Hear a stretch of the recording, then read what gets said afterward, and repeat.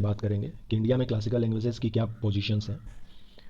Classical languages पे बात करने से पहले हम थोड़ा सा लैंग्वेजेस के बारे में देख लेते हैं। हम ये जानते हैं कि इंडिया में शेड्यूल 8 के अकॉर्डिंग 22 भाषाएं जो हैं वो इंडियन कॉन्स्टिट्यूशंस में इंक्लूड की गई हैं, जिसको हम स्टेट लैंग्वेजेस भी कहते हैं। तो यहाँ पर आज हम पॉलिटी के बारे में नहीं जानेंगे, पॉलिटी वाले पोर्शन में वो सारी चीज़ें हम देखेंगे। तो सबसे पहले हमें स्टार्ट करते हैं कि हम जानते हैं कि आर्टिकल 1 के according India is a union of a state. Okay, तो India is a union of a state. India में दो भाषाएं हैं जो ऑफिशियल लैंग्वेजेस हैं, हिंदी और इंग्लिश, जिसको राजभाषा कहते हैं ऑफिशियल लैंग्वेजेस को। इसका मतलब ये हुआ कि इंडिया में कोई भी भाषा नेशनल भाषा नहीं है, राष्ट्रीय भाषा इंडिया की नहीं है, ऑफिशियल लैंग्वेजेस हैं और वो हिंदी और इंग्लिश है। लेकिन अकॉर्डिंग टू शेड्यूल 8 हमारे पास 22 भाषाएं हैं, और वो कौन कौन सी भाषाएं हैं उनको देखते हैं। Number first Asamiya, Bengali, number third Bodo, number fourth Dogri, number fifth Gujarati, number six Hindi, number seventh Kannada, number eight Kashmiri, number ninth Konkani, number tenth Maithili, number eleventh Malayalam. इसी तरह से मणिपुरी, मराठी, नेपाली, उड़िया, पंजाबी, संस्कृत, संथाली, सिंधी, तमिल, तेलुगु एंड उर्दू। ये जो 22 भाषाओं की लिस्ट हम देख रहे हैं, ये जो 22 भाषाएं हैं ये 8 शेड्यूल में है। इस बात को हमें ध्यान देना होगा। लेकिन इंडिया में कोई नेशनल लैंग्वेजेस नहीं है, राष्ट्रभाषा नहीं है, राजभाषा है, स्टेट लैंग्वेजेस है, या जिसको हम ऑफिशियल लैंग्वेजेस भी कहते हैं। तो ये हुआ इंडिया में 8 शेड्यूल के अकॉर्डिंग 22 भाषाएं हैं। लेकिन इन 22 भाषाओं में हमारे पास 6 क्लासिकल लैंग्वेजेस हैं। हमने 2004 से क्लासिकल लैंग्वेजेस के कॉन्सेप्ट पे बात की, और हमने पाया कि नहीं, हमारी कुछ ऐसी लैंग्वेजेस हैं इन 22 भाषाओं में जिसको हम क्लासिकल का दर्जा दे सकते हैं। तो चलिए हमें स्टार्ट करते हैं कि क्लासिकल लैंग्वेजेस में वो कौन सी बातें होती हैं, क्या क्राइटेरिया है, क्या डिफिनेशन है उसका। सबसे पहले हम देखते हैं कि क्लासिकल लैंग्वेजेस की परिभाषा क्या है, डिफिनेशन क्या है। क्लासिकल लैंग्वेजेस की डिफिनेशन क्या हो, ये इसकी क्राइटेरिया में आती है, और इसके 4 क्राइटेरिया है अकॉर्डिंग टू गवर्नमेंट।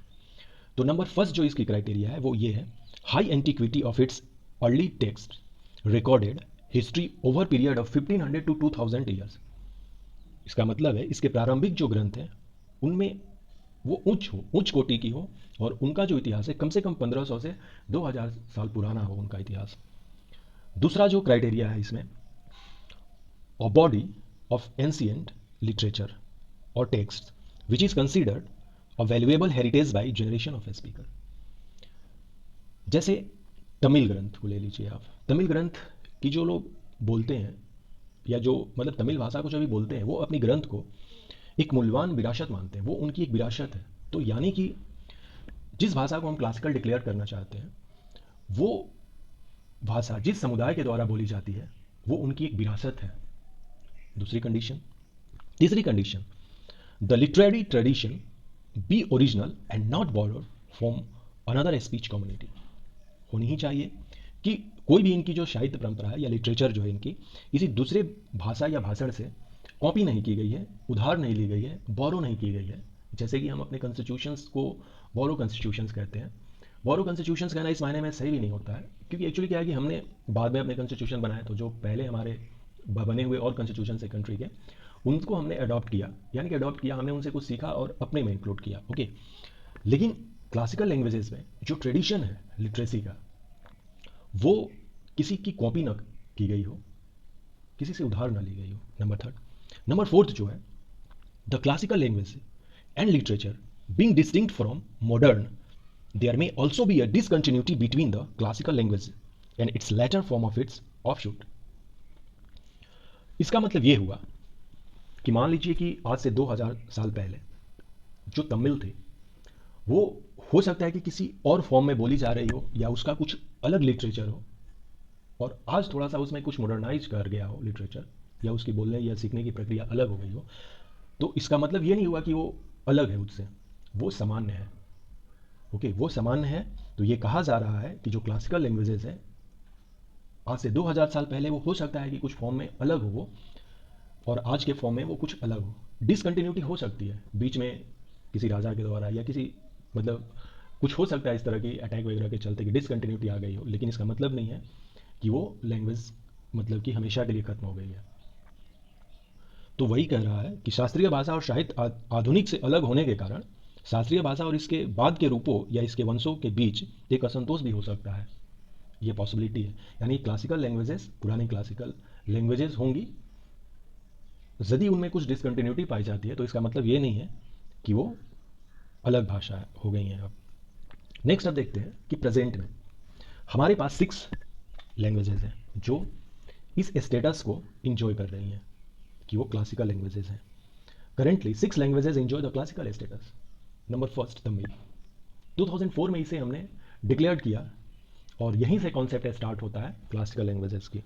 और तमिल को पाया गया कि ये जो 4 क्राइटेरिया, पहले किसी भी क्लासिकल लैंग्वेजेस को हमने करने के लिए, क्योंकि एक अलग तरह का ये कैटेगरी बन रहा है, तो उसके लिए पैरामीटर्स होने चाहिए, क्राइटेरिया होने चाहिए। तो 4 क्राइटेरिया गवर्नमेंट ने फिक्स किया कि इस क्राइटेरिया में कोई भी लैंग्वेज फिट होती है तो उसे हम क्लासिकल लैंग्वेज डिक्लेयर कर देंगे। तो सबसे पहले तमिल को डिक्लेयर किया गया कि नहीं, वो क्लासिकल लैंग्वेजेस है। संस्कृत 2005 में, 2008 में 2 लैंग्वेजेस कन्नड़ और तेलुगु को डिक्लेयर किया गया, 2013 में मलयालम, 2014 में उड़िया को, 2014 में उड़िया को डिक्लेयर कर दिया गया। तो इस तरह से 6 जो लैंग्वेजेस हैं आज क्लासिकल स्टेटस है। इसे आप बिल्कुल बाई हार्ट कर लेंगे, ये एग्जामिनेशन में डायरेक्ट पूछे जाते हैं। क्वेश्चन इस तरह से बन सकते हैं कि इनमें से कौन है, वो 4 ऑप्शंस रहेंगे। ये पूछा जा सकता है कि इनमें से कौन नहीं है क्लासिकल लैंग्वेजेस, इसमें 3 अदर होंगे और 1 क्लासिकल लैंग्वेजेस होगा। तो उसको हमें देखकर क्वेश्चंस को आंसर करना होगा। तो ये 6 हैं। अभी मराठी को देने की 2018 से मुहिम चली हुई है, लेकिन अभी क्लियर ये हुआ है, गवर्नमेंट की तरफ से ये आया है कि मराठी मॉडर्न को लिए हुए है, मतलब मॉडर्न में इसकी ओरिजिनेट मानी जा रही है, इसलिए मराठी को अभी होल्ड पे रखा गया है और क्लासिकल स्टेटस नहीं दिया गया है अभी तक। तो 6 लैंग्वेजेस प्रेजेंट में है, 2020 की ये डेटा है, ये 6 लैंग्वेजेस को ही हमारे पास क्लासिकल स्टेटस है। तो ये हुआ क्लासिकल लैंग्वेजेस। सो दोस्तों, यदि आपको वीडियो अच्छी लग रही हो, आपको अंडरस्टैंड हो रही हो, शो लाइक, और नेक्स्ट वीडियो के लिए आप सब्सक्राइब करें। Show thank you.